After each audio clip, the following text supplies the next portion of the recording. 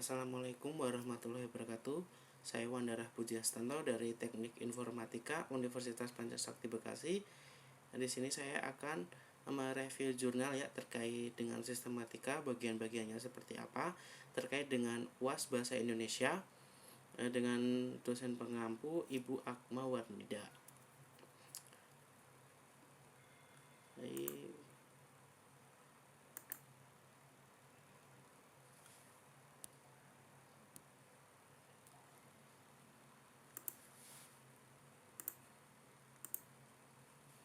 Nah, untuk bagian-bagian di sini saya akan membuatkan bagian-bagian jurnal ya. Untuk di sini saya akan memilih sebuah jurnal, yaitu jurnal bullying dari institusi ilmiah ya yang sudah berindeks skala Scopus. Tunggu bentar. Nah, di sini saya mengambil ya jurnal dari institusi Jurnal Psikologi Ilmiah. Ini bisa didapat di http://journal.unes.ac.id/index.php/intuisi.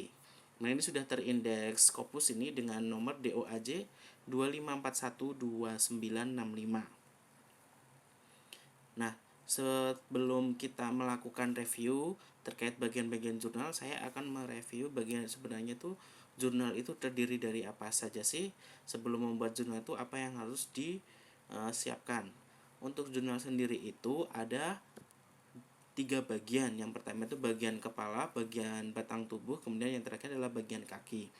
Untuk bagian kepala itu ada judul, kemudian ada nama penulis atau para penulisnya, kemudian afiliasi penulis, kemudian abstrak, kemudian kata kunci. Nah, untuk di bagian batang tubuhnya itu ada pendahuluan, metode penelitian, hasil pembahasan, simpulan, dan saran. Kemudian untuk di bagian kaki itu ada ucapan terima kasih dan daftar pustaka. Baiklah, kita akan mereview jurnal ini. Untuk jurnal ini, di bagian kepalanya itu adalah judul. Jurnal ini judulnya adalah Pengaruh Sosial, Support, dan Self-Esteem terhadap Subjektif Well-being Remaja Korban Bullying di Pondok Pesantren. Jadi, judulnya ini adalah Pengaruh Sosial, Support, dan Self-Esteem terhadap Subjektif Well-being Remaja Korban Bullying di Pondok Pesantren. Kemudian untuk nama penulisnya, untuk first writer ini adalah Kaista Rahmanilah.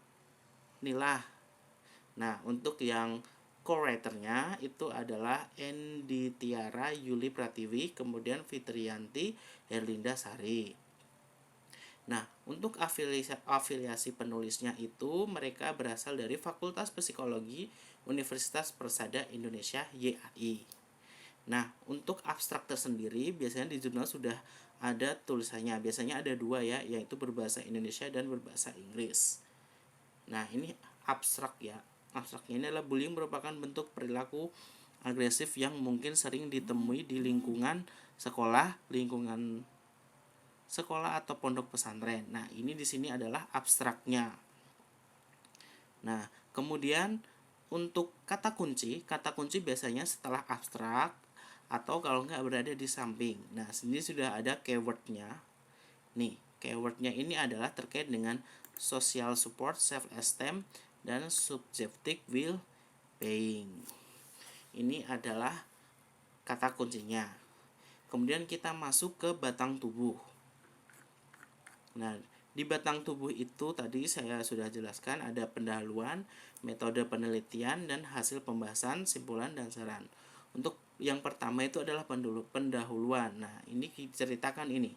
Kenapa ingin melakukan eksperimen atau penelitian terkait dengan yang tadi adalah pengaruh bullying ya, self-esteem terhadap ini korban remaja bullying. Nah, ini sering terjadi. Jadi kita jabarkan nih pendahuluannya itu apa aja. Nih, kayak latar belakang lah ya. Nah, kemudian setelah kita menuliskan pendahuluan, kemudian kita menuliskan metode penelitian. Nah, metode penelitian ini apa nih? Nah, metodenya seperti apa dijabarkan di jurnal ini. Misalnya ini metode ini menggunakan pendekatan kuantitatif dengan analisis multiple regression.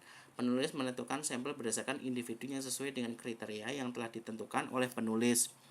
Populasi pada penelitian ini adalah santri pondok pesantren. Jadi dijelaskan ya metode penelitiannya seperti apa, kemudian samplingnya itu seperti apa.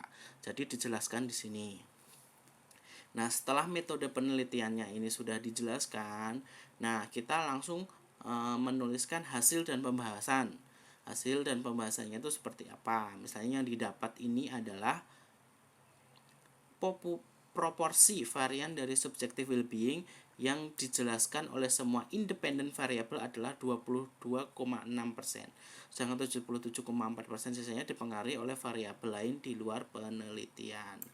Nah, ini adalah hasil pembahasannya dijabarkan di sini. Hasilnya seperti apa? Nah, setelah hasilnya dijabarkan seperti apa, baru kita ke kesimpulan. Nah, ini biasanya ada kesimpulan dan saran.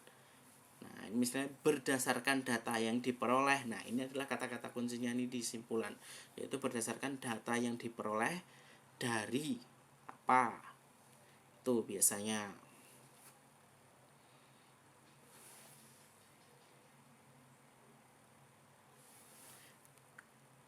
Nah, setelah simpulan biasanya terus habis itu di bagian kaki itu ada ucapan terima kasih dan daftar pustaka. Nah, berhubung di sini yang jurnal yang saya pilih itu tidak ada ucapan terima kasihnya, maka di sini udah berarti kan nggak ada kan. Nah, ini tinggal si daftar pustakanya. Nah, ini daftar pustakanya dijabarkan ini ya, sumbernya itu dari mana mereka mengambil itu, seperti itu.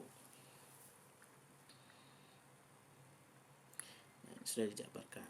Nah, jadi itu dari saya terkait dengan review atau bagian-bagian dari jurnal itu.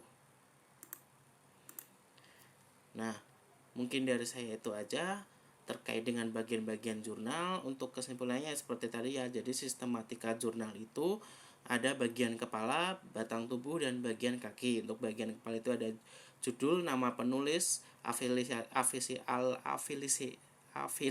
penulis, abstrak, kemudian ada kata kunci. Kemudian di batang tubuh itu ada pendahuluan, metode penelitian, hasil pembahasan, simpulan, dan saran. Kemudian di bagian kaki itu ada ucapan terima kasih dan daftar pustaka.